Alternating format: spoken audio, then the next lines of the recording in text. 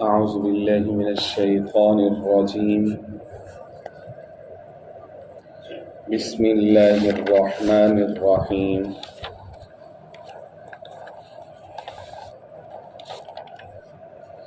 يا أهل الكتاب قد جاءكم رسولنا يبين لكم على فترة من الرسل أن تقولوا ما جاءنا من بشير ولا نذير فقد جاءكم بشير ونذير والله على كل شيء قدير. آمنت بالله صدق الله العظيم.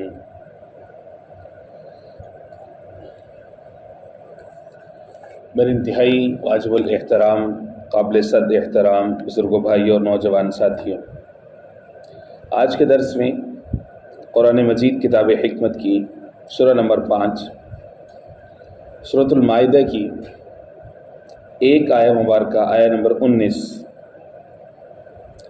یہ شامل ہے، اور اس آیہ مبارکہ میں اللہ سبحانہ و تعالی نے اہل کتاب کو جھنجھوڑا ہے اور ان کو حق قبول کرنے کی دعوت دی ہے. چونکہ اس سے قبل یہود و نصارہ الگ الگ ان کا تذکرہ ہو چکا ہے کہ یہود کی بدعقیدگی اور دعوت حق کا انکار اور پیغمبر اسلام اور اسلام کے ساتھ کی دشمنی، اسی طرح سے نصارہ کی طرف سے اپنے عقیدے اور خاص طور پر عقیدہ توحید کے اندر تحریف اور تبدیلی، یہ سورہ مائدہ میں متعدد مقامات پر اہل کتاب سے متعلق یہ ابحاث موجود ہیں، اور خاص طور پر ان کا یہ کہنا کہ ہم نحن ابناء اللہ و احباؤ، کہ ہمیں سمجھانے کی، ہمیں ڈرانے کی ضرورت نہیں ہے، ہم تو اللہ کے بیٹے اور اس کے محبوب ہیں. اس کا جواب بھی آ چکا. اب اللہ رب العزت ان کو ایک نئی انداز سے دعوت ان کے سامنے رکھ رہے ہیں. یا اہل الکتاب قد جاءکم رسولنا یبین لکم علی فترہ، کہ اہل کتاب قد جاءکم رسولنا، ہمارے رسول تمہارے پاس آئے، یبین لکم علی فترہ، جو تمہارے لیے واضح کر رہے ہیں، بیان کر رہے ہیں، علی فترۃ من الرسل، رسولوں میں ایک وقفے کے بعد. فترہ کا جو لفظ استعمال کیا گیا ہے یہاں پر، فترہ کا مطلب ہوتا ہے کوئی بھی دو چیزوں کا یا دو واقعات کا درمیانی وقفہ، اس کو عربی میں فترہ کہتے ہیں. جیسا کہ جو باری کا بخار ہوتا ہے تو اس کے درمیانی وقفے کو کہتے ہیں فترہ. اسی طرح سے دو انبیاء یا دو رسول، ایک نبی یا ایک رسول کے بعد جو دوسرے نبی یا رسول آتے ہیں تو اس تک کا جو درمیانی وقفہ ہوتا ہے اس کو کہتے ہیں فترہ.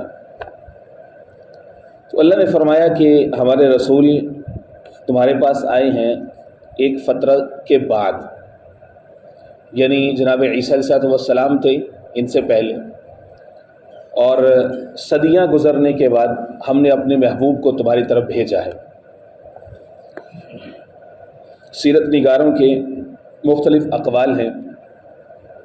ایک قول تو یہ بھی ہے، حافظ ابن عساکر نے جو لکھا ہے کہ تقریباً 900 سال کا فاصلہ ہے سیدنا عیسیٰ علیہ السلام اور حضور پاک علیہ السلام کے درمیان. لیکن مشہور و معروف اور جمہور کے قول کے مطابق 600 سے 650 سال تقریباً بنتے ہیں جناب عیسیٰ علیہ السلام اور حضور پاک علیہ السلام کی بعثت کے درمیان. مشہور دو اقوال ہیں، ایک 600 سال کا ہے، ایک 620 سال کا ہے. لیکن شاہ ولی اللہ محدث دہلوی رحمہ اللہ نے دونوں کے درمیان ایک تطبیق فرمائی ہے کہ 600 ہوں یا 620 ہوں، دونوں کے درمیان کوئی تضاد نہیں ہے. ہو سکتا ہے کہ جو 600 سال ہیں وہ شمسی کیلنڈر کے اعتبار سے ہوں، اور جو 620 ہیں ہو سکتا ہے کہ قمری کیلنڈر کے اعتبار سے ہوں، وہ کوئی عمومی طور پر ہوتا یہ ہے کہ 90 سے 100 سال کے جو شمسی کیلنڈر ہوتا ہے تو اس میں 3 سال قمری کیلنڈر کے بڑھ جایا کرتے ہیں، چونکہ ہر سال کے 10 دن ہوتے ہیں اور پھر 30 سال 33 سال کے بعد 1 سال کا فرق پڑتا ہے، تو 100 سال کے بعد تقریباً 3 سال کا فرق پڑتا ہے۔ تو اس طرح سے 300 سال کے بعد جو ہے وہ تقریباً کوئی 8 سے 9 سال کا فرق پڑتا ہے، تو جب 600 سال گزر جائیں گے تو وہ تقریباً کوئی 620 کے قریب ہی بنتے ہیں۔ تو فرماتے ہیں کہ تقریباً اتنا عرصہ جناب عیسیٰ علیہ السلام کے رفع الی السماء یعنی آسمان کی طرف اٹھائے جانے کے بعد حضور پاک علیہ السلام کی بعثت ہوئی ہے۔ آقا کریم علیہ السلام کی جو ولادت با سعادت ہے وہ 571 عیسوی کی ہے، لیکن جو تاج نبوت پہنایا گیا ہے یا نبوت کے اعلان کا جو حکم دیا گیا ہے وہ آقا کریم علیہ السلام اس وقت کہ جب ظاہری عمر مبارک وہ 40 کو پہنچ چکی تھی، تو اس وقت یہ تقریباً اس انداز میں وہ 600 سال سے زیادہ ہی جو ہیں وہ بن جاتے ہیں۔ یہ وہ وقت تھا کہ جس وقت انسانیت کا جو درخت ہے اس کے اوپر خزاں طاری تھی۔ جو اہل کتاب تھے، یہود و نصارہ تھے، جن کے طرف انبیاء اور رسول آ چکے تھے، وہ دینی احکام، دینی عقائد ان سب میں تحریف کر چکے تھے۔ دین حقیقی، دین ابراہیمی اپنی اصل کے مطابق چھپ چکا تھا، اور کفر کا غلبہ تھا، شرک کا دور دورہ تھا، اور اسی طرح سے لوگوں کے اندر سے اخلاقیات بالکل منفی تھی۔ جو انسان کی طبیعت میں اللہ رب العزت نے جو فطری طور پر جو سلامتی رکھی ہے اس کے اوپر شرک اور کفر کی دبیز چادر پڑ چکی تھی۔ گویا کہ یہ ایسے ہی ہے کہ جیسے نور کی جو قدر و قیمت ہے انسان کو وہ تب ہوتی ہے جب اس سے پہلے ظلمت ہو، روشنی، نور اور ضیاء کی قدر و قیمت تب ہوتی ہے جب اس سے پہلے تاریکی ہو، گھٹا ٹوپ اندھیرا ہو۔ عدل اور انصاف کی قدر و قیمت اس وقت چلتی ہے، پتہ چلتی ہے کہ جب اس سے پہلے بے انصافی ہو، ظلم ہو۔ تو اسی طرح سے آقا کریم سید المرسلین حضور پاک علیہ السلام کی بعثت سے قبل انسان تو تھے لیکن ان میں انسانیت نہیں تھی۔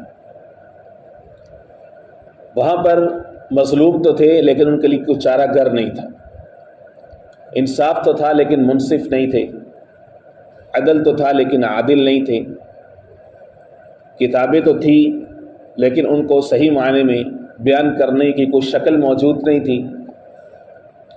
اسی طرح سے لوگوں کے اندر دل تو تھے لیکن دھڑکتے نہیں تھے، لوگ جو ہیں بصارت تو رکھتے تھے لیکن بصیرت نہیں رکھتے تھے۔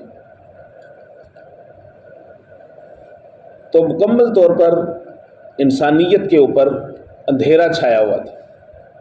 یہی وہ بہترین وقت تھا کہ جس وقت اللہ رب العزت نے مکہ المکرمہ کی وادیوں میں اللہ رب العزت نے نور ہدایت لوگوں کے سامنے پیش فرمایا کہ تاکہ وہ لوگ کہ جو صدیوں سے تمنا کر رہے تھے، نہ صرف اہل کتاب بلکہ مشرکین کے اندر ایسے لوگ موجود تھے جو نبی آخر الزمان کے آنے کے لیے دعائیں کر رہے تھے۔ حضور پاک علیہ السلام کے کئی سارے صحابہ کرام ایسے ہیں کہ ان کے جو والدین تھے ان کی مثالیں موجود ہیں تاریخ کے اندر کہ خانہ کعبہ کے پردے پکڑ کر رویا کرتے تھے کہ اللہ ہم تیرے دین پر چلنا چاہتے ہیں، جو کہ توحید اور فطرت سلیمہ کے اوپر موجود، جو شرک، کفر اور بت پرستی سے بیزار تھے۔ اللہ ہم تیرے دین کے اوپر چلنا چاہتے ہیں لیکن ہمیں کوئی وے آف لائف کا پتہ نہیں ہے کہ تیرا دین کیسا ہو، ہمارا اٹھنا کیسا ہو، بیٹھنا کیسا ہو، ہمارے اخلاق کیسے ہوں، ہمارے شادی بیاہ کیسے ہوں، ہمارا کلچر، ہماری ثقافت، ہماری سیاست کیسے ہو، ہمارے 724 کہ معاملات کیسے ہوں ہمیں پتہ نہیں. ارد گرد شرک کا دورہ ہے، بت پرستی ہے. جب خانہ کعبہ کے اندر 360 بت رکھے ہوئے ہیں تو پھر ایک عام شخص جو فطرت سلیمہ کا مالک ہے وہ کہاں جائے؟ رویا کرتے تھے.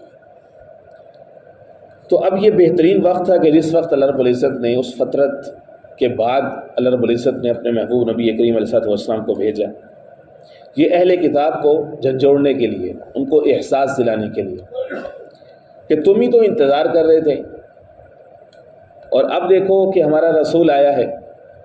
تمہارے لیے ان ایکسپیکٹڈ یہ ہے کہ تمہاری قوم قبیلے میں سے نہیں ہے، نبی امی ہے، عرب میں سے آیا ہے. اب محض نسلی تفاخر کی بنا پر تم حق کو قبول کرنے سے انکاری ہو. اور یہی مسئلہ یہود و نصارہ کا تھا. فرمایا ان تقولوا ما جاءنا من بشیر ولا نذیر، کہ تم یہ کہہ سکو ما جاءنا کہ نہیں آیا ہمارے پاس من بشیر کوئی خوشخبری دینے والا، ولا نذیر اور نہ ہی کوئی ڈر سنانے والا. گویا کہ یہ اتمام حجت ہے اہل کتاب کے اوپر، یہود و نصارہ کے اوپر، کہ وہ کل کو یہ نہ کہہ سکیں کہ ہمارے پاس جو چیز جیسے تھی ہم نے تو اس پر عمل کر لیا، تو ہمارے پاس کوئی بشیر اور نذیر نہیں آیا. اگرچہ اللہ رب العزت کے ذمے نہیں ہے یہ اتمام حجت کرنا یا ان کو یہ بتانا، اس کا لحاظ کرنا. اس کی وجہ یہ ہے کہ اللہ رب العزت نے عقل دی ہے، فطرت دی ہے، کتابیں دی ہیں، تو اب ان کو مزید سیٹسفائی کرنا ضروری نہیں ہے. لیکن اللہ رب العزت نے پھر بھی ان کا پاس اور لحاظ رکھا ہے. قرآن مجید بنیادی طور پر جو اہل کتاب ہے ان کو ایک عزت دیتا ہے. اہل کتاب کہہ کر کے پکارتے ہیں، کوئی چھوٹا لفظ نہیں ہے. پیپل آف بک، کہ کتاب والے، یہ ایک عزت کا انداز ہے. پھر بھی ان کی اس خواہش کا لحاظ رکھا اور فرمایا کہ ہم نے تمہاری طرف بشیر اور نذیر بھیجا ہے. بشیر کہتے ہیں بشارت سے ہے، خوشخبری سنانے والا، اور نذیر ڈرانے والا. یہ والے جو الفاظ ہیں یہ تورات اور انجیل کے اندر حضور پاک علیہ الصلوۃ والسلام کے لیے بولے گئے ہیں. یہ صفات وہاں پر موجود ہیں، اور خود جو ہے وہ جناب عیسیٰ علیہ الصلوۃ والسلام کا یہ قول بھی موجود ہے. اللہ رب العزت نے سورہ صف کے اندر بھی بیان فرمایا ہے. اس قال عیسیٰ ابن مریم، جب عیسیٰ بن مریم نے کہا یا بنی اسرائیل، اے بنی اسرائیل، انی رسول اللہ علیکم، بے شک میں اللہ کا رسول ہوں، تمہاری طرف بھیجا گیا ہوں. مبشرا برسول یاتی، میں تمہیں خوشخبری سنا رہا ہوں. برسول، ایک ایسے رسول کی، یاتی میرے بعد آئے گا، اسمہ احمد، اس کا نام احمد ہوگا. گویا کہ انبیاء آتے رہے اور اپنی اپنی قوموں کو نبی آخر الزماں کے بارے میں بتاتے رہے، اور اب وہ آئے ہیں بشیر بن کر کے اور نذیر بن کر کے. قرآن مجید نے بھی ان صفات کا کثرت کے ساتھ بیان فرمایا ہے. یہ بھی ایک مقام ہے کہ جہاں پر بشیر اور نذیر کو اکٹھا کیا گیا. بشیر کا مطلب ہے خوشخبری دینے والا. خوشخبری دو طرز کی ہوتی ہے، ایک ہوتی ہے کسی دنیاوی مفاد کی، کسی ظاہری کامیابی کی، کاروبار میں کامیابی کی، کسی چیز کے مل جانے کی، یہ بھی ایک خوشخبری ہوتی ہے. لیکن ایک خوشخبری ہے جس کا تعلق آخرت کی زندگی کے ساتھ ہے، ایٹرنل لائف کے ساتھ، ہمیشہ ہمیشہ کی کامیابی کے ساتھ، فوز و فلاح کے ساتھ.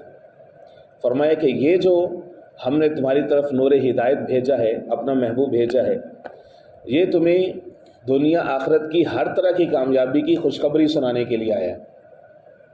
نذیر، ڈرانے والا.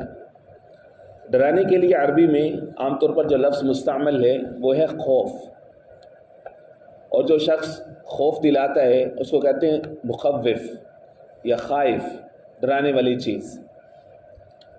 لیکن اللہ رب العزت نے خوف یا اس کی جو ڈیریٹیو فارم ہے، اس کے مشتقات ہیں، وہ صرف استعمال نہیں فرمائی، بلکہ نذر یا نذیر کی اصطلاح استعمال فرمائی. دونوں کے درمیان فرق یہ ہے کہ خوف کہتے ہیں کہ ظاہری طبعی کسی چیز سے ڈرانا، کہ جو چیز فزیکل تکلیف دہ ہو. مثال کے طور پر جناب موسیٰ علیہ السلام فرعون کے ساحروں کے ساتھ جب مقابلے پر آئے تو ساحروں نے رسیاں پھینکی تو وہ سانپ بن گیا. اللہ نے موسیٰ علیہ السلام نے فرمایا یا موسیٰ لا تخف، اے موسیٰ آپ خوف مت کریں، ڈریں نہیں۔ اب یہ جو خوف کی کیفیت تھی وہ ظاہری ایک تکلیف کی تھی، لیکن نذر کا یہ جو ڈر ہوتا ہے یہ ایسی تکلیف کا ہوتا ہے کہ جس کا تعلق ظاہر سے ہونا ضروری نہیں ہے، بلکہ خوف ایسی چیز کا ہے کہ جو اس وقت ظاہر نہیں ہے۔ اصل مقصود ہے جو خوف اور یہ ڈر سنانے والا ہے اس کی ذات کے اوپر کامل اعتماد رکھو کہ وہ جو بتا رہا ہے تمہیں وہ سچا ہے، وہ جھوٹا نہیں ہو سکتا۔ وہ جو ڈر سنا رہا ہے وہ حقیقی کسی چیز کا، کسی خطرے کا بارے میں تمہیں آگاہ کر رہا ہے۔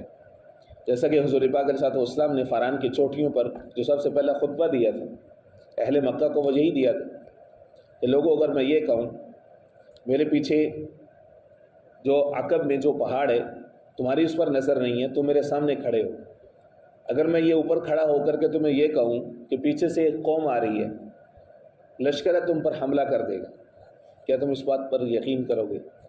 تو وہ سب کہنے لگے ہاں، کیونکہ ہم نے آپ کو صادق اور امین پایا ہے، ہم آپ کی بات پر یقین کریں اور ہم اپنے دفاع کی تیاری کریں۔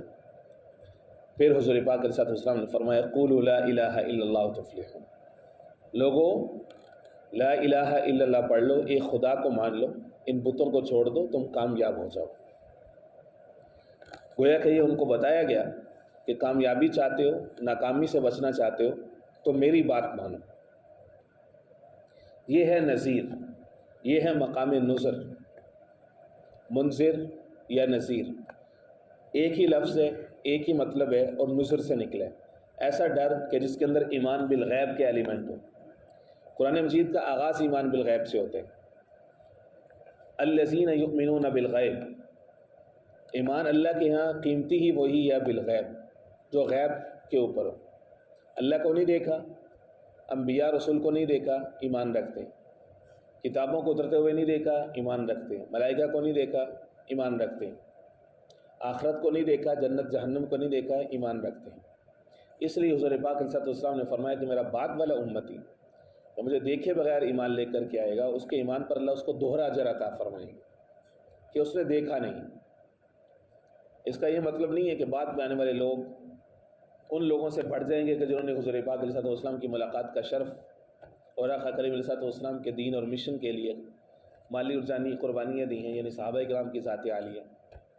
مقصد ان سے برتری کا اعلان کرنا نہیں ہے، بلکہ مقصد بعد میں آنے والے لوگوں کو موٹیویٹ کرنا ہے، ترغیب دینا ہے کہ اللہ کے خزانے میں اصل جو چیز ہے وہ ایمان بالغیب ہے، بن دیکھے ایمان لے کر کے آنا۔ فرمایا فقد جاءکم بشیر و نذیر، لوگوں آ چکا تمہارے پاس اب بشیر اور نذیر، حجت تمہارے اوپر اب تام ہو چکی ہے، مکمل ہو چکی ہے، اب حساب کی تیاری کرو۔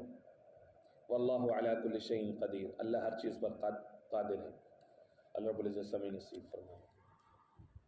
بسم اللہ الرحمن الرحیم، اللہم صلی علی محمد النبی الأمی وعلی آلہ واصحابہ وبارک تسلیما کثیرا کثیرا۔ اللہم نور قلوبنا بالقرآن وزین اخلاقنا بالقرآن وادخلنا الجنة بالقرآن ونجنا من النار بالقرآن یا رحیم یا رحمان یا رحیم یا رحیم۔ اللہم اشفی مرضانا ومرضى المسلمین، اللہم اشفی مرضانا ومرضى المسلمین۔ صلی اللہ تعالی علی خیر خلق محمد وآلہ